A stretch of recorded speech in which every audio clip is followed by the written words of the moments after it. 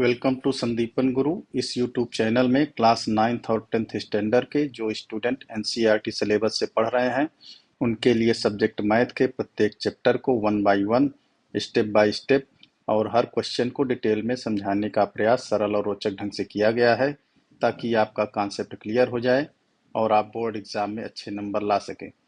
तो अपडेट को जानने के लिए चैनल को सब्सक्राइब कर लीजिए, बेल आइकन को दबा दीजिए और ज़्यादा से ज़्यादा लाइक और शेयर कीजिए। तो कॉपी पेन रेडी कर लीजिए, चलिए शुरू करते हैं आज का वीडियो। तो आज हम क्लास 9th के चैप्टर 1 नंबर सिस्टम संख्या पद्धति में आगे चर्चा करेंगे। वास्तविक संख्याओं के लिए घातांक नियम, law of exponent of real number, प्रश्नावली 1.5 के प्रश्नों को हल करेंगे। तो आज के इस वीडियो में हम जिन बातों पर चर्चा करेंगे उनको एक बार हम यहाँ पर देख लेते हैं। यहाँ पर हम प्राकृतिक संख्याओं के लिए घातांक नियम, law of exponent for natural number, परिमेय संख्याओं के लिए घातांक नियम, law of exponent of rational number और एक्सरसाइज 1.5 के प्रश्नों को हल करेंगे। तो चलिए स्टार्ट करते हैं। प्राकृतिक संख्याओं के लिए घातांक नियम, law of exponent of natural number. तो यहाँ पर यदि मान लेते हैं कि ए, एम और एन प्राकृतिक संख्या है, तब यदि ए की पावर एम एन है इस प्रकार से, तो यहाँ पर ए को आधार कहते हैं। जिस संख्या पर घात चढ़ी होती है उस संख्या को आधार अथवा बेस कहते हैं। और जिस संख्या पर ये जो ऊपर अंक जो लिखे हैं जो घात के रूप में लिखे होते हैं, इन अंकों को घातांक एक्सपोनेंट कहते हैं। तो इस तरह से क्या हो गया कि जिस संख्या पर घात चढ़ी होगी, ए पर घात चढ़ी है तो ए आधार हो गया और जो घात के अंक हैं उनको घातांक कहते हैं। ऊपर जो अंक लिखे रहते हैं उनको क्या कहते हैं? घातांक। तो चलिए अब घातांक नियम पर चर्चा करते हैं, जिसको पिछली कक्षाओं में आप लोगों ने पढ़ा भी है। तो लॉ ऑफ एक्सपोनेंट, तो पहला है गुणा का नियम, प्रोडक्ट रूल। यदि आधार समान हो तो घातें आपस में जोड़ दी जाती हैं। जैसे ए की पावर एम इंटू ए की पावर एन, तो इक्वल टू हो जाएगा ए की पावर एम प्लस एन। इसको एक उदाहरण से समझते हैं। जैसे 2 की घात 3 गुणे 2 की घात 4, तो आधार दोनों में समान है, 2 है, तो घातें क्या होंगी? आपस में जुड़ जाएंगी। तो 2 की घात 3 धन 4 बराबर 2 की घात 7 हो जाएगा। अब दूसरा है भाग का नियम, कोसेंट रूल। तो यदि आधार समान है तो घातें आपस में घट जाती हैं। ए की पावर एम बटे ए की पावर एन इक्वल टू ए की पावर एम माइनस एन। यहाँ पर ए जीरो नहीं हो सकता। क्यों नहीं हो सकता है? क्योंकि ये जीरो हो जाएगा तो भाग नहीं होगा, जीरो से भाग परिभाषित नहीं है और m is greater than n होना चाहिए। एक उदाहरण से समझते हैं। जैसे 3 की घात 5 बटे 3 की घात 2, यहाँ पर दोनों के आधार समान है, दोनों आधार में क्या लिखा है? 3 लिखा है। तो अब जो घात है वापस में घट जाएगी। तो एक की घात 5 है, दूसरे की 2 है, तो 5 माइनस 2 बराबर 3 की घात 3 उत्तर आ जाएगा। अब घात की घात का नियम, power of A power rule. जब किसी घातांक की फिर से कोई घात हो तो घातों का आपस में गुणा हो जाता है। जैसे यहाँ पर दिया है ए की पावर एम की पावर एन, ए की पावर एम फिर उसकी पावर एन चढ़ी है, तो ए की पावर एम इंटू एन। एक उदाहरण से समझते हैं। 5 की घात 2 और उसकी घात 3, तो 5 की घात 2 गुणे 3 5 की घात 6 हो जाएगा। इस तरह से ये 3 नियम हो गए। अब आगे चलते हैं, चौथा नियम देखते हैं। दो संख्याओं के गुणनफल की घात, power of A product rule. यदि दो संख्याओं के गुणनफल की घात है तो उसको प्रत्येक संख्या में अलग अलग चढ़ाया जा सकता है। जैसे कि ये दिया है ए गुणे बी की पावर एम है, तो इसको हम लिख सकते हैं कि पावर एम गुणे बी की पावर एम, या ए की पावर एम गुणे बी की पावर एम है तो इसको हम इस प्रकार भी जरूरत के अनुसार लिख सकते हैं। एक उदाहरण समझते हैं। यदि 2 गुणे 3 की घात 4 है, आधार अलग अलग है, घात समान है, तो इसको अलग अलग दोनों पर लिख सकते हैं। 2 की घात 4 गुणे 3 की घात 4, अथवा आवश्यकता पड़ने पर इस तरह लिखा है तो इसको इस तरह भी कर सकते हैं।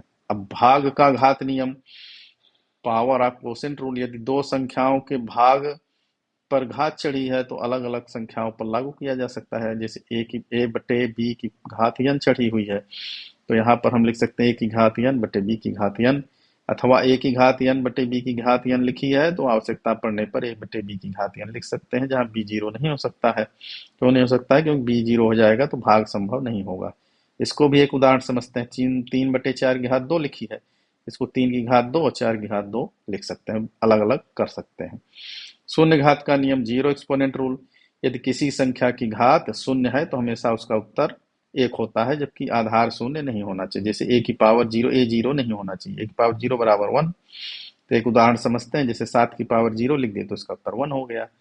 50 की पावर 0 लिख देंगे तो उसका उत्तर 1 हो जाएगा। 100 की पावर 0 लिख देंगे तो उत्तर वन हो जाए। कहने का तात्पर्य एक की जगह कोई भी संख्या लिखेंगे, यदि किसी भी संख्या की घात 0 होगी तो उसका उत्तर हमेशा 1 होगा। अब ऋणात्मक घात नियम, निगेटिव एक्सपोनेंट रूल। तो ऋणात्मक घात का अर्थ है उस संख्या का रेसिप्रोकल, व्युत्क्रम ले लेते हैं। जैसे a की पावर माइनस n है तो ये हो जाएगा इसका a की पावर n का व्युत्क्रम a 1/an, माने a की पावर माइनस n है तो इसको हम बराबर में a1 बट्टे a की पावर n लिख सकते हैं, अथवा जरूरत पड़ने पर 1 बट्टे a की पावर n लिखिए तो उसको बराबर a की पावर माइनस n लिख सकते हैं, जहां ये 0 नहीं हो सकता है। इसको एक उदाहरण समझते हैं। ये 2 की घात -3 है तो इसको हम बराबर में 1 बटे 2 की घात 3 लिख सकते हैं। अब आगे हम परिमेय संख्याओं के घातांक नियम पर चर्चा करेंगे। तो यहाँ पर एक और नियम देख लेते हैं। यदि a इज ग्रेटर देन 0 वास्तविक संख्या है और यम धनात्मक पूर्णांक है, तो यदि a का nवां रूल इस तरह से लिखा हुआ है तो इसको हम लिख सकते हैं a की पावर 1/n। उदाहरण समझते हैं। जैसे √2 लिखा है तो 2 की पावर 1/2 लिख सकते हैं। इसी तरह यदि a की पावर m बटे n है तो इसको हम क्या लिख सकते हैं, a का nवां वर्गमूल और पूरे की पावर m, अथवा a की पावर पहले m लिख दिया उसका nवां वर्गमूल। तो इसको भी अच्छे से ध्यान रखना है, आगे यह प्रश्न को हल करने में काम में आएगा। अब चलिए परिमेय संख्याओं के लिए घातांक नियम पर चर्चा करते हैं। यदि ये ग्रेटर देन 0 एक वास्तविक संख्या है, p और q क्या है, परिमेय संख्या है, तब फिर क्या है, पहला है प्रोडक्ट, गुणा का नियम। यदि आधार समान है तो घातों का आपस में योग हो जाता है, घातें जुड़ जाती हैं। यदि घात पर घात है तो दोनों घातों का गुणा हो जाता है। यदि भाग है, आधार समान है और उनका भाग है, घात अलग अलग है, तो घातें आपस में घट जाती हैं।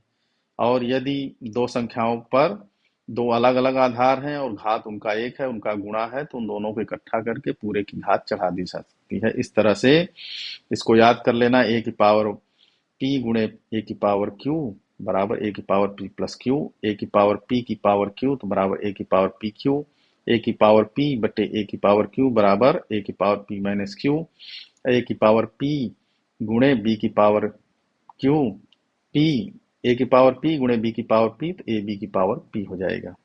इस तरह से नियमों को जब हम याद रखे रहेंगे तो हमसे सारे प्रश्न आसानी से हल हो जाएंगे। तो चलिए प्रश्नों को हल करते हैं। प्रश्नावली 1.5 का है। पहला प्रश्न है, ज्ञात कीजिए 64 की घात 1/2। तब बटे 2 है तो 64 को ऐसा डिवाइड करते हैं कि हमको जो संख्या मिले उसकी घात 2 हो। तो 8 अट्ठाई 64, 8 का 2 बार गुणा करने पर 64 आता है, तो 8 की घात 2 हो जाएगा। अब पूरे की घात 1/2 है तो घात पर घात का नियम, तो घातों का गुणा हो जाएगा। 2 गुणे 1/2, 2 से 2 कैंसिल हो गया, 8 आ गया। नियम को यहाँ पर इस तरह से लिख देना है। फिर 32 घात 1/5, तो इसको जब हम 2 के गुणनखंड में लिखेंगे तो 5 बार 2 लिखना पड़ेगा, गुणा करने पर 32 आएगा। 2 दूनी 4, दूनी 8, दूनी 16, दूनी 32। 5 बार 2 है, 1 2 3 4 5, 2 की घात 5 लिख दिए। अब घात पर घात का नियम लगा दिए, तो 5 गुणे 1/5, तो 5 से 5 कट गया, 2 उत्तर आ गया। फिर वही नियम यहाँ पे लिख दिए। अब इसी तरह 125 घात 1/3, तो 5 के गुणनखंड में लिखेंगे, 3 बार 5 का गुणा करने पर 125 आता है, 5 की घात 3। अब घात पर घात का नियम, तो 5 की घात 3 गुणे 1/3, 3 से 3 कैंसिल हो गया तो उत्तर आ गया 5, और वो नियम यहाँ पर लिख दिए। इस तरह से बड़ी आसानी से प्रश्न हल हो गया। अब आगे चलिए प्रश्न नंबर 2 देखते हैं। 9 की घात 3/2। अब यहाँ बटे 2 है तो 9 का इस तरह से गुणनखंड करेंगे कि हमको जो संख्या है उसकी घात 2 मिल जाए। 3 गुणे 3, 3 की घात 2 हो गई, 2 बार गुणा है, 3 घात 2 गुणे पूरे घात 3/2, तो 3 की घात 2 गुणे 3/2, घात पर घात का नियम लग गया, तो 2 से 2 कट गया, तो क्या बच गया, 3 की घात 3। 3 का गुणा 3 बार करेंगे, 3 त्रिकाई 9 त्रिक 27 आ गया उत्तर, और ये नियम यहाँ लिख दिए। फिर 32 घात 2/5, तो अभी पिछले प्रश्न में हमने गुणनखंड किया था, 2 का 5 बार गुणा करने पर 32 आ जाता है। 2 की घात 5, पूरे की घात 2/5, तो अब घातों का गुणा हो जाएगा, 5 गुणे 2/5, 5 से 5 कैंसिल हो गया, 2 की घात 2, तो 2 गुणे 2 बराबर 4 आ गया, और यहाँ घातांक नियम लिख दिए।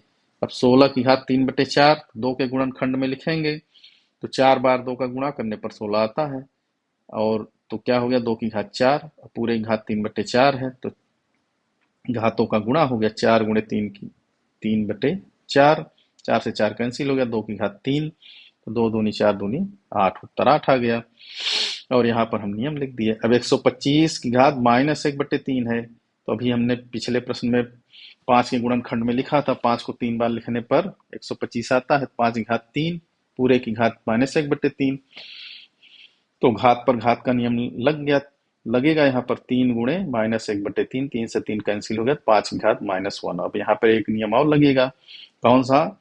रेसिप्रोकल वाला। a की पावर -n है तो उसको हम लिख सकते हैं बराबर 1 की पावर n। तो -5 की घात ऋण 1 है तो इसको हम लिख सकते हैं 1/5। अब प्रश्न नंबर 3 सरल कीजिए। 2 की घात 2/3 गुणे 2 की घात 1/5। तो यहाँ पर आधार समान है तो घातें आपस में जुड़ जाएंगी, तो ये गुणा वाला जो है नियम यहाँ पर लगेगा। तो 2 की घात 2/3 धन 1/5। अब 3 और 5 का लघुत्तम ले लेंगे तो 15 आ जाएगा। तो यहाँ से 3 पचे 15, 5 दूनी 10, 5 तिहाई 15, 3 एकम 3, 10 धन 3/15, 10 में 3 जोड़िए 13/15, नियम यहाँ लिख दिए। फिर यहाँ पर अगला प्रश्न है 1/3 की घात 3 और पूरे की घात 7। तो ये वाला नियम लगेगा कि a/b की पावर n। तो इसको अलग अलग कर सकते हैं, तो अलग अलग कर दिए। 1 की घात 7/3 की घात 3 की घात 7 हो गया। तो अब यहाँ पर 1/3 की पावर, अब घात पर घात का नियम तो घातों का गुणा हो जाता है, तो 1/3 की घात 21, और यहाँ पर वो रेसिप्रोकल वाला नियम लग जाएगा। तो यदि बटे में 3 की घात 21 है तो इसको ऊपर बराबर ले आएंगे तो -21 हो जाएगा, 3 की घात -21। फिर अगला प्रश्न है 11 की घात 1/2, 11 की घात 1/4। तो भाग वाला नियम लगेगा। भाग देने पर क्या होता है, घातें घट जाती है। तो 11 की घात 1/2 ऋण 1/4। तो यहाँ पर 4 लघुत्तम ले लिए, तो 2 दूनी 4, तो 1 कम 2 ऋण 1/4, 2 में से 1 घटा तो 11 की घात 1/4 उत्तर हो गया। अब 7 की घात 1/2 गुणे 8 की घात 1/2। तो यहाँ पर ये वाला नियम लगेगा, जब घात समान होती है तो अंदर की संख्याओं को गुणा कर देते हैं आपस में। तो यहाँ पे घात दोनों के 1/2 है तो अंदर दोनों का गुणा हो जाएगा, 7 8 56 की घात 1/2। इस तरह से यह प्रश्न जो है हल हो गया। नियम अगर हमको याद है तो ये सारे प्रश्न आसानी से हल हो जाएंगे। तो इस तरह से यह आपका चैप्टर 1 समाप्त हुआ। अब अगले चैप्टर में और अगली प्रश्नावली के साथ हम नए वीडियो में मिलते हैं। तब तक आप लोग मन लगा के पढ़ाई कीजिए और अपनी तैयारी कीजिए, जिससे आप लोग एग्जाम में अच्छे अंक ले आ सकें। तो चलिए।